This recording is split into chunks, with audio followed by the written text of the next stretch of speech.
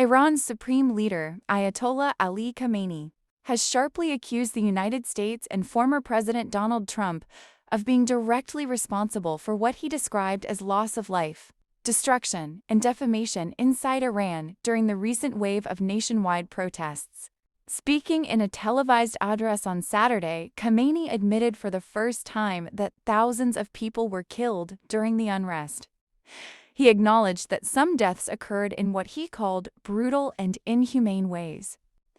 However, he firmly rejected any responsibility on the part of the Iranian state, instead placing the blame on what he referred to as seditionists and foreign-backed agitators. Khamenei claimed that the protests were not organic public demonstrations, but part of a broader plot orchestrated by Iran's enemies, particularly the U.S. He accused Washington of encouraging instability and attempting to weaken Iran's political system through psychological warfare, sanctions, and external pressure.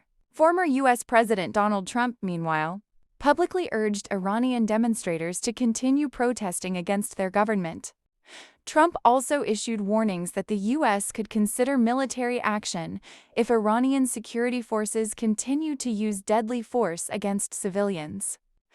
Remarks that further escalated tensions between Tehran and Washington. According to the Iranian human rights activist news agency, HRANA, U.S.-based monitoring group, at least 3,090 people have died since protests first erupted on December 28, initially triggered by economic hardship, inflation, and unemployment. What began as economic demonstrations later evolved into open calls for an end to Iran's current political leadership, including direct opposition to the supreme leader himself. Iranian authorities have consistently dismissed the protests as riots, alleging they were fueled and coordinated by foreign intelligence services. State media has portrayed protesters as violent troublemakers rather than peaceful demonstrators. Security forces responded to the unrest with widespread arrests and lethal force, according to human rights organizations.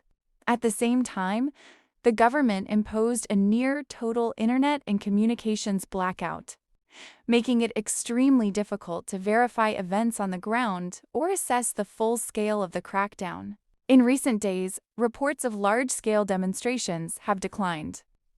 However, with internet access still heavily restricted, independent observers say it remains unclear whether the protests have truly subsided or are simply being concealed by information controls.